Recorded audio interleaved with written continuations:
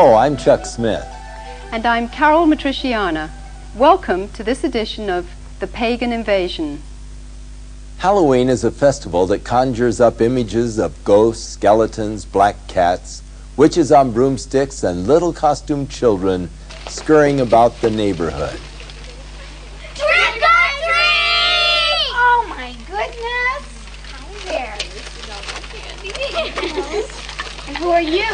Vampire. Dracula's wife.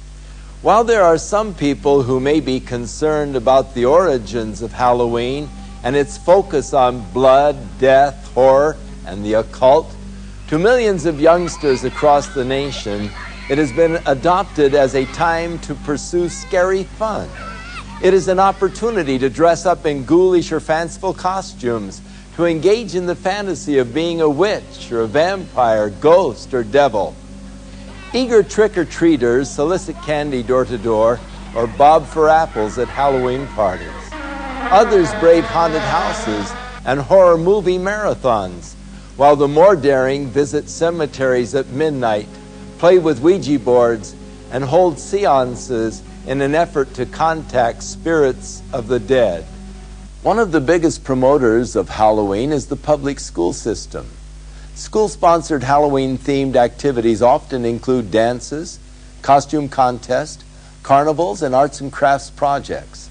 Education officials admit that more effort is usually put into the celebration of Halloween than any other holiday, including Christmas and Easter. Is the stimulation of a child's sense of fun and fear all there is to Halloween, or is there more? For many entrepreneurs, Halloween is big business, a major promotional event used to bring in billions of dollars worth of revenue.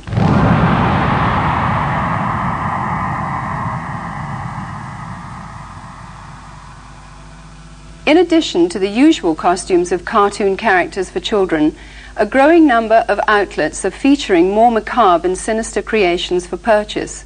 This one well-known department store chain will sell more than $500 million worth of Halloween paraphernalia this year. And that doesn't include revenue from the sales of trick-or-treat candy. Costume shops such as this one are able to stay in business year-round as a result of the tremendous sales and rentals they receive during the Halloween rush. Farmers also view Halloween with an eye toward making big profits. Pumpkins are a traditional Halloween accessory used by households nationwide as jack-o'-lantern decorations. This one Southern California field of only 164 acres will yield nearly $250,000 to its owner. Halloween is manipulated by the promoters of horror movies and videos as a major marketing opportunity. While horror films used to be synonymous with B-movies and considered the conventional low-budget industry standby, today they account for nearly 20% of all of the revenue received by feature film producers and distributors. The success of the technical revolution in special effects has attracted serious film directors to produce well-crafted, elaborate horror productions. A recent visit to the Video Software Dealers Association exhibition in Las Vegas showed that the two biggest selling artistic genres were pornography and horror. Hollywood is continuing to capitalize on society's growing craving for the occult and demonic. The irony is that while these producers label such films as fun and make-believe, many of them hire practicing witches or Satanists as technical advisors who ensure the authentic reproductions and performances of rituals, sacrifices, spells, and curses. People are so hyper during the day, they need to come home and watch something that's totally unreal so they can release themselves from all the pressures. It's just the type of thing that makes you laugh and forget about life. Over the last 2 decades, most horror films have become far more graphic in their depictions of violence and cruelty. Movies affectionately known as splatter films routinely detail torture and dismembering of bodies, drinking of blood, cannibalism, rape, and a host of other grotesque atrocities. Well, we think it's pretty fun. A lot of people just like it because it's fun, it's wacko, it's not real, and so it's just the type of thing that people like to watch because you don't have to think reality when you watch it. When it comes to gore or splatter or any other particular genres, the justification lies in our Constitution. I don't feel anybody has the right to tell me what I can or cannot watch. Most of these films receive R ratings, which mean that children under 17 cannot view the film or rent the video without the accompaniment of an adult. Yet this precaution is seldom enforced, for 15 is the average age of those who see these films. While many producers claim that these gruesome spectaculars are merely fun and not dangerous to the psyche of our youth, many of the scenarios from the horror films are duplicated in copycat crimes which make for sensational headlines.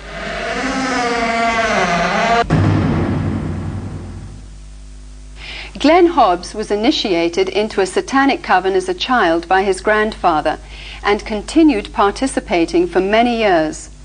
I recently asked Glenn about his involvement and the importance of Halloween to the occultist. Well, my involvement in satanic worship was, I was involved in it as a child. Of course, I was a generational Satanist, what they call a generational Satanist, and what that means is that my family was involved in it and their family before them. Now, my earliest rememberings of Halloween and some of the things that were involved was, it was a very dark time for me as a child. It was something that I didn't enjoy. Glenn, could you tell us about your involvement in any rituals at Halloween as a child? There was another little girl that was involved in the occult with me, and her name was Becky. Now, Becky was a different type of child. She was blessed to be a sacrifice. I was being blessed to be a high priest, where she was being blessed and born into the coven there to be a sacrifice. Now, we were in a ritual where we were married together.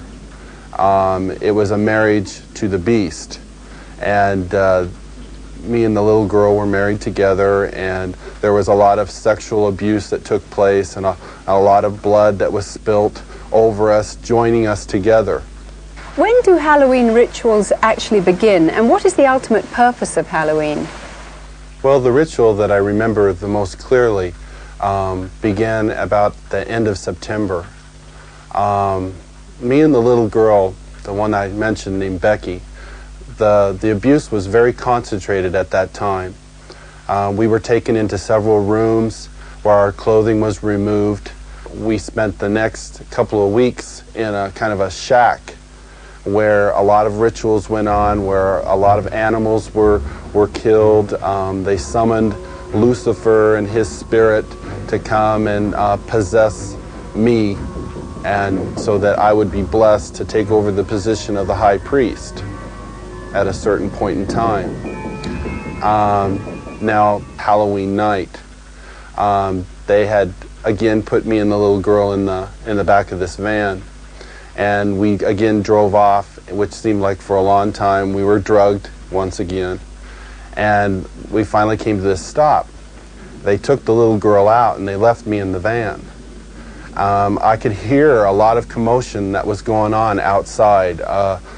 People that were screaming and yelling and this low murmuring and moaning noise that was going on, like some kind of a low chanting noise that was going on. So I knew in my mind there was some type of a ritual going on, because I'd heard that many times before. You know, it was real common to see people fall on the ground and convulse and go into convulsions during rituals and stuff with the demonic presence that were around. And finally, a woman came to the back of the van and she said, "It's time to go." And she brought me out of the van, and I could see that there was just a lot of people around. Some were dressed in dark brownish kind of robes with hoods over them. They took me up and they led me up to this stone altar. And I remember I saw the little girl, and she was on the altar. Now, at first, you know, I just wondered what was going on, because you never knew. I mean, they used the altar for a lot of different things. They could have just been sacrificing an animal over, could have been a sexual abuse from the high priest on to her. You know, it was a hard thing to know for sure. Well, they ushered me up to the altar, and I could see that they had bound her feet. They had her feet spread apart, her legs, and they had bound them to the ends of the altar, and they had taken her arms, which were laying out this way, and roped them to the altar, which had little kind of like hooks, which they could bind the ropes around. And she was really white. I remember seeing her, and she was just real pale and real white.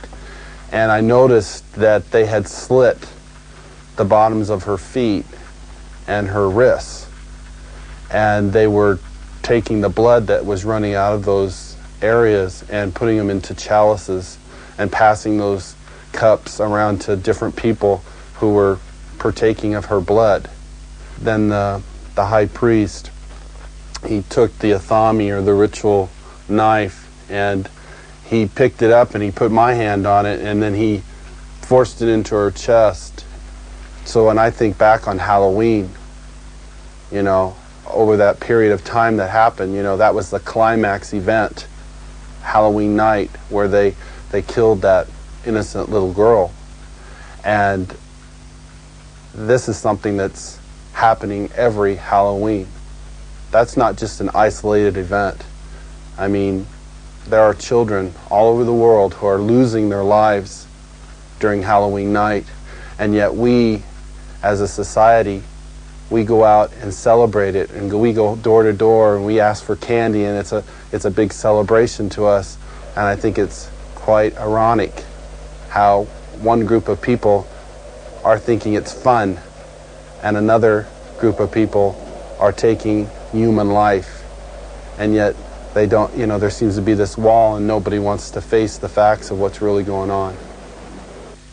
Today, reports from all over the world show a growing concern over the mushrooming attraction towards the occult. Heinous crimes connected with the occult, according to police, are reaching epidemic proportions. Halloween is the time when community service organizations warn that children and animals are most likely to be abducted. To truly understand the significance of Halloween and its role in this mayhem, we must go back to its historic roots.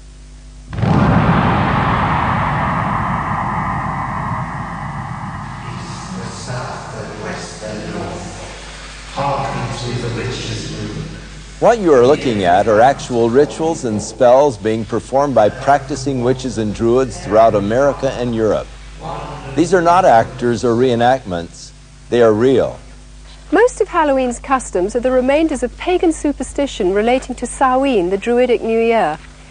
The Druids were the influential priests, magicians and sorcerers of the nature religions that prevailed in early northern Europe. These native beliefs permeated Celtic culture for about 2,000 years, up until the introduction of Christianity. Today, a revival of the practices of Druidism, along with various forms of witchcraft and nature worship, are sweeping across Europe and North America. Power of the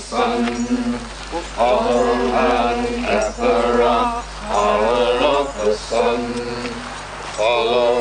The Druid orders are full of people from all walks of life, from soap opera stars to doctors and lawyers, dentists and toilet cleaners.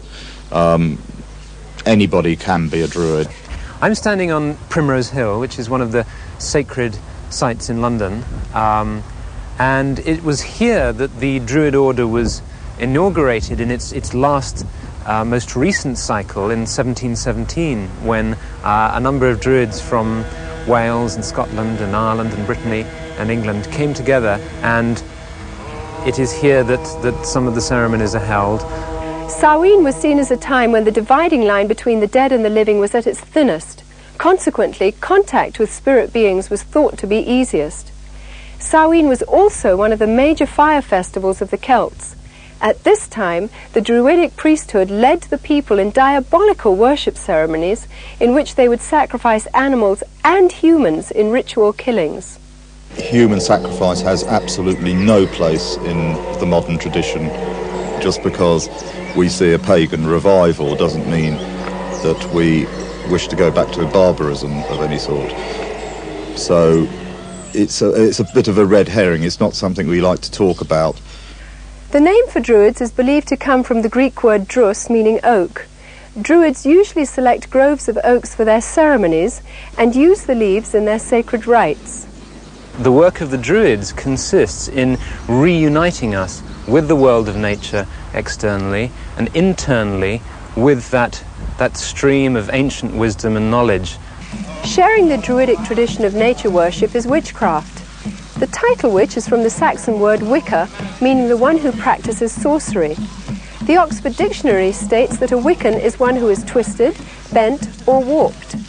Despite attempts from modern Wiccans to sanitize the original intention of witchcraft, its practice cannot be divorced from demonology. O guardians of the watchtower of the east, I, Ishtar, high priestess and witch, do summon and stir thee. I command thy presence at this our meeting, to guard over our circle and to witness our rites.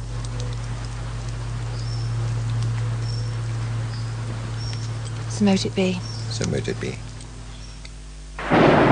My mother was a witch, and my grandmother was a witch, and I have been a witch for as long as I can remember. Since I have been practicing the craft, there has been a great revival. I believe there's about 1 million people in England alone that practice witchcraft. The pagans are all over the place with their covens. If they're not calling themselves witches alone, they are paganistic in their ways. There are probably now as many people practicing witchcraft in Britain as there are committed Christians. I regard myself as a natural witch. I was regarded myself as a witch since early childhood. I was brought up in a very isolated part of the country, on the Welsh border, which has a long tradition of magic and Welsh sorcerers. It's almost as if there's a kind of grassroots feeling back towards paganism. We live in a kind of post-Christian era almost, and that people are moving towards a kind of neo-paganism, I suppose. We learn as practicing witches to tap into forces of nature and to actually, if you like, send out a spell or an incantation or an invocation in a very powerful way. It's in many ways to bring you back to nature, to bring oneself back to nature, and to learn how we fit in with the natural scheme of the universe and the natural scheme of the earth, and understanding what we need to do to heal the planet. Because worship of nature is so central to their theology, large numbers of practicing Druids and witches are dedicated to today's ecology movement. We have a number of initiatives which include planting groves of sacred trees and a campaign for individual ecological responsibility, which is concerned with showing how each of us can become ecologically responsible. I think the time is coming now where we have to take the responsibility by the throat and actually get out there and say, there are answers here. I'm not prepared as a pagan, as a priest, and as a practicing witch to sit back and see my planet, my mother, raped any longer. Goats, O answer unto me. Halloween is often confused as a Christian holiday because of its association with Christian All Saints' Day or the Eve of St. Hallows, All Souls' Day. In fact, the original Christian dedication used to be celebrated in May and was intended to honor those Christians who died for their faith. But by the 9th century, the influential Roman Catholic Church changed the holiday to November, and the Protestant Church soon followed. Today, a thin Christian veil attempts to disguise an ancient pagan festival of the dead, which has become not only a secular observance, but notorious as the most favoured holy day of witches, sorcerers and devil worshippers. I can't really say when I became interested in Wicca, because it's always been part of me. part of my roots. I love Halloween. I think I'm a very autumn person. We dress up the house with cobwebs and so on, and we cast a circle, and we have a smoky cauldron, and we all scry, which means do clairvoyance, into the smoke which comes out of the cauldron, and we open the gates of the underworld, and if any spirits want to come forward and speak, we listen to them. My first initiation, when I became first degree, was on Halloween, and I felt very, very much in tune with the god. The ancient Druids worshipped Baal, one of the most powerful of all the demon kings. In the list of Enochian demons, Baal is said to be a king which is of the power of the East. Eastern religions emphasize that spiritual power comes from meditation. The common denominator between Druids, witches, and Satanists is the practice of meditation for the purpose of making contact with the spirits of the dead or disembodied souls. You do a lot of meditation with the arts, and you get onto this higher plane. It becomes less physical and more mental. It takes years of painstaking study, meditational work, finding your higher mind, being able to actually tap into the forces of nature and use those. I have, on occasion, touched upon, I suppose you could call them spirit guides. People describe them in different way. I am aware of a hierarchy of spiritual advisors who live on another plane of consciousness that you can approach, that will acknowledge you and advise you and assist you. We have what we call contacts. There are other names for them. They are beings, that's the easy thing to call them, which can be people who have lived on the earth, or they can be God forms. They become almost as real as the people standing next to you. And whoever else you call doesn't actually materialize. You can't see them in the physical sense, but mentally you know that they are there. You can see them in your mind's eye. They represent really forces in the universe. Forces that are like gravity or wind, but they're forces that have to do with our internal makeup and make our minds work in the way that they work. Margaret Adler, practicing witch and author of Drawing Down the Moon, warns that the trance state, with its roots in ancient shamanism and paganism, is not to be entered into lightly or when alone. For the spirit to be contacted actually enters the witch's body, using it to deliver a verbal message. There is a possibility, if you don't cast a circle, the forces that could come into the room could take over in a form of possession. We had one example here, where one young woman, a nurse, was possessed by, I don't know what it was, but a horrible voice came through her, and she passed out. While occult procedures in their rituals may vary in intensity, the fact is that witches, as well as Satanists, commemorate Halloween night with the same fervent dedication to invoke spirits for personal power. Queen of heaven, queen of hell, horned hunter of the night, lend your power unto our spell, and work our will by magic right.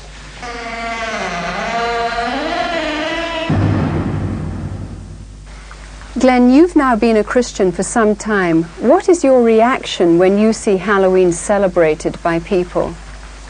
Whenever Halloween time starts coming around, about the 1st of October, you go into the stores, you see the costumes, you see the mother with her little girl putting the witch's hat on her, and the little boy getting excited about getting the devil mask, and you see the candy, you see the Halloween pumpkins, you see people decorating their houses with skeletons and all these symbols of death. You know, it only serves to bring back horrifying memories to me.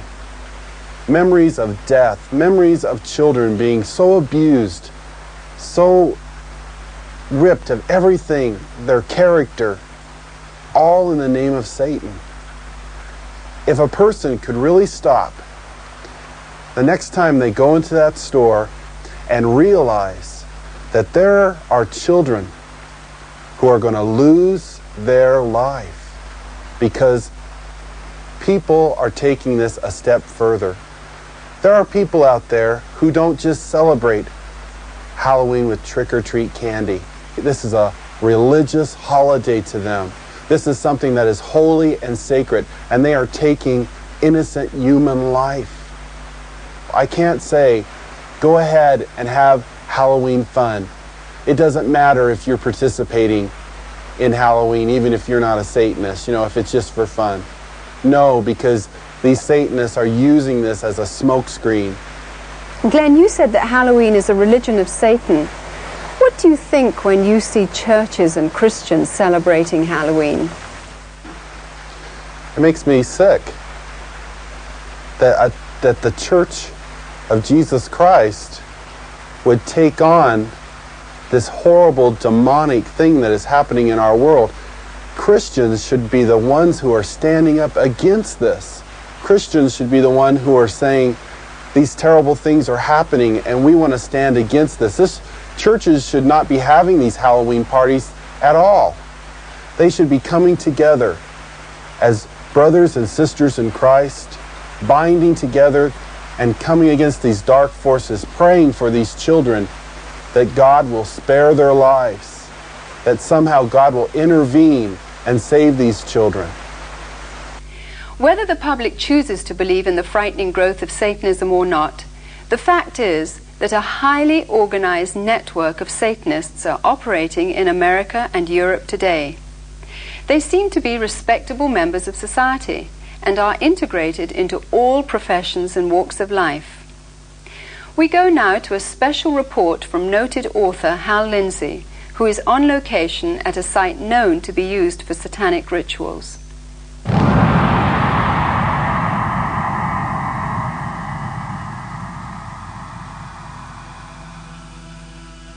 We came out to a place in the hills east of Los Angeles, to a location that has been identified in the past with ritual worship and, we believe, Satanism.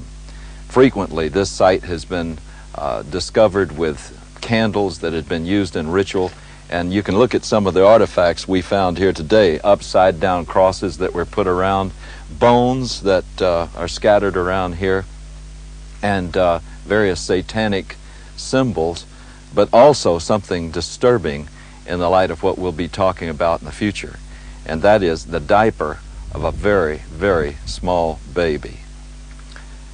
You know, I believe that this country is experiencing a pagan invasion, including a new upsurge of practice of witchcraft, the New Age, and as we will talk about today, outright Satanism. Around the middle of the 1960s, there was a dramatic upsurge in satanic worship, beginning with Anton LaVey and his writing of the Satanic Bible and the founding of the Church of Satan in San Francisco in 1966. I watched as this accelerated, not just in the West Coast, but around the country. When Charles Manson and his gang in 1969 committed the horrible, brutal crime at Sharon Tate's home, this was done in connection with all of the paraphernalia of Satan worship. This started a whole avalanche of satanic crimes. We've seen serial murders. We have watched as one after another has been brought to light. Many murders where satanic symbols have been discovered, the pentagram, 666, and all sorts of things of this nature were done. But more distressing, we have found all over the country reports that there are animals that have been mutilated in a very skillful and specific style that shows that they were ritually offered as sacrifices. There are now confirmed cases where there have been girls that have been used as breeders and their infant children have been sacrificed to Satan. Halloween seems to be the high holy day for the Satanist and the occultist. Halloween is the time when all across the country, in secret little places, in the dark, there will be little babies sacrificed to Satan. You don't believe it? I know it's hard to believe myself. But there has been such an acceleration of worship of Satan that we believe that these sorts of things are happening, and we have evidence that they are. Satanism exists in this country as it exists elsewhere. It is appallingly evil. It is about murder. It is about child abuse. It's about sexual abuse. It is no joke and must be taken seriously and must be dealt with. If they can ritually abuse children, if they can in any way sexually abuse children, anything to destroy a child's innocence or their trust or their wonder at the world, they will do it. The most tragic stories that I've ever heard are where a child has told people what's been happening, and the adults have said, "Don't be stupid, that doesn't happen in this country, you're making up stories, you're lying." The problem we're coming across is that the higher officials in these public organizations do not want to acknowledge that this is occurring. We need to lift that veil of misunderstanding and saying, hey, this is a crime to be dealt with. It's the crime of the 90s. It's not going away. Satanists want to recruit. We know that it's been going on for many years. This is not new, but their arrogance and their outwardness about the way they recruit is becoming unbelievable. Sometimes they'll simply suck them in through the local high schools, sex and drug parties. We have an epidemic of young people participating in some strata of Satanism. Now, that doesn't mean that they're all out sacrificing human beings, but they may very well be doing the rituals that involve mutilation of animals. One fire department individual told me all of the woods around our area have these types of rituals going on. It is believed that if you kill an animal, that exerts a tremendous amount of energy that the people there can sort of vampirize on, and so animals would be slain, and this is especially true on the high holidays like Beltane and Samhain, Halloween and May Eve. There's something about sacrifice. If you do it once, you want to do it all the time. Once you've actually passed the barrier of sacrificing an animal, you get this sort of bloodlust where you really want to do it, and I really wanted to do it.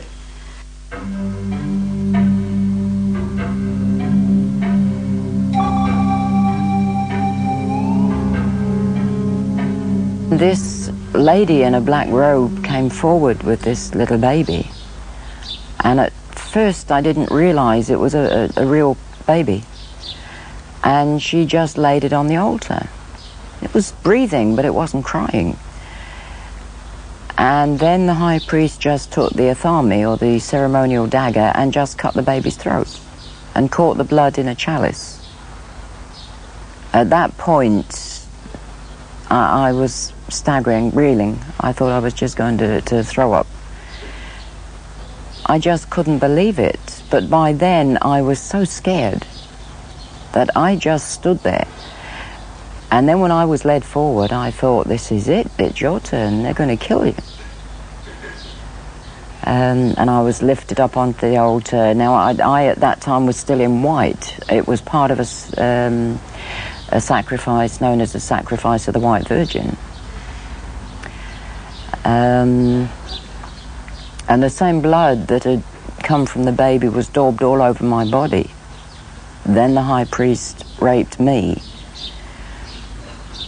And I think at that moment, I was just, the fact I was still alive went through my mind. I thought, you're still alive. I then had to sign in blood a parchment stating that I would never, ever reveal what had happened in a coven. If I did, I would die. Are human beings being sacrificed? Yes, they are. There's a lot of things that I would look for to make a determination on a ritualistic crime. It could be marks that are found at the scene. It may be things like a pentagram. It may be an upside-down cross. It could be, again, the number 666. It could be a loss of blood in the body, certain parts removed in a certain manner. They're victims. Some are targeted for specific reasons. One, because they wouldn't join. Two, because they did join and they want to drop out. Some of their victims are themselves. They voluntarily do it. In many satanic groups, a mother will be asked to sacrifice her own child to Satan, and she may even, in fact, be ritually impregnated to do that. She may even specifically have been impregnated, and then when the child is born, they never register the child as being born, and they kill it in a very horrible way, and sometimes the mother herself is actually asked to do it. Some of you may not even believe what you've just seen. You may believe that this is just something that's aberrational and that it just doesn't reach the mainstream of America. But just think about some of the headlines we've had recently. The case in Matamoros, where a group in Mexico were practicing human sacrifice, where they kidnapped and actually sacrificed several innocent young people.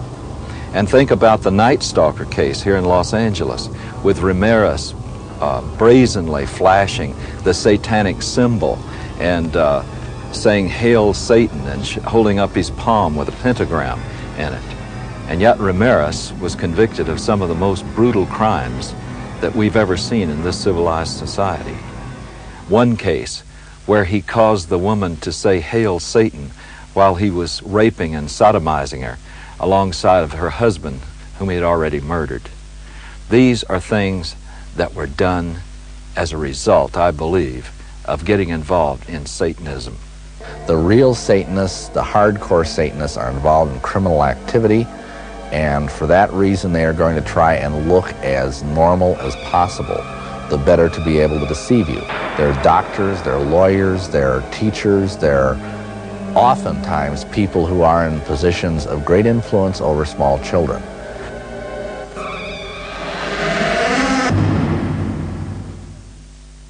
In a recent letter to syndicated advice columnists and landers, a concerned parent wrote of a fourth-grade teacher who had asked her students to write a short essay on what they would most like to do to celebrate Halloween. 80% of her 9-year-olds expressed the wish to kill somebody.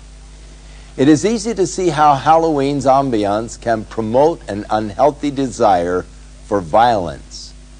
All of today's seemingly innocent Halloween customs and symbols have their origins in the ancient Celtic Day of the Dead. For example, the practice of trick-or-treat is from Celtic tradition, where people gave food in return for blessings from spirits of the dead. Failure to supply treats would result in demonic retaliation. Jack-o'-lanterns grew out of the Celtic tradition of carving the faces of demonic spirits on turnips and later on pumpkins. The World Book Encyclopedia says the apparently harmless lighted pumpkin face of the jack-o'-lantern is actually an ancient symbol of a damned soul. Candlelit pumpkins, or skulls, at a home signified that the occupants were sympathetic to Satan and would therefore receive mercy by spirits and trick-or-treaters on their Halloween rounds. Perhaps the most sickening of all Druidic New Year practices were the human sacrifices which occurred at midnight. Adults and children alike would be thrown into huge fires while the celebrants danced around them in demonic fits of abandon. By morning's light, only ashes and bones would remain. These were called bone fires, which is where we get the tradition of bonfires today. The Druids believed that black cats were reincarnations of the evil dead and were possessed with supernatural power and knowledge. Bobbing for apples was part of the Druidic New Year sexual divination ceremony of fertility. The broomstick and witches' hats were originally considered phallic symbols. When used in the rituals of witchcraft, these objects supposedly transform the sexual energy released during orgasm into psychic energy. By understanding the pagan origins of Halloween, we can no longer claim ignorance. As parents, we are called to a sense of responsibility and must decide whether to allow our children to participate in occultic celebrations which glorify the powers of darkness. Deuteronomy chapter 18 spells out God's position concerning man's participation in divination, sorcery, or communicating with the dead. Verse 12 states that whoever does these things is detestable to the Lord. By participating in the customs of Halloween, whether in fun or ignorance, We are continuing in practices which have been consecrated to Satan. People who love the Lord should stand for separation from these things and not compromise. Christians can gather together at Halloween and use the night to educate themselves to the dangers of paganism and to take the opportunity to pray and wage spiritual warfare against the powers of darkness in their community. It can be combined with a time of worship, praise, and thanksgiving to our Heavenly Father for victory over Satan, death, and hell. Many of the people appearing on this program got involved in the occult because of a desire for divine-like power. The source of occult power is Satan. It is deceptive, exploitive, and will eventually fail to deliver on its promises. And there is always a hidden and heavy price to pay. The power God offers mankind, on the other hand, stems from a personal caring for that which He created.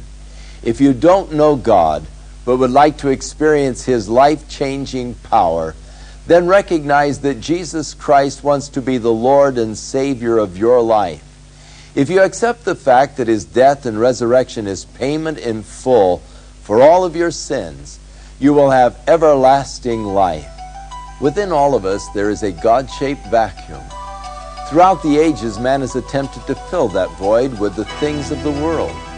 But it is only through a relationship with our Creator that we can be truly satisfied.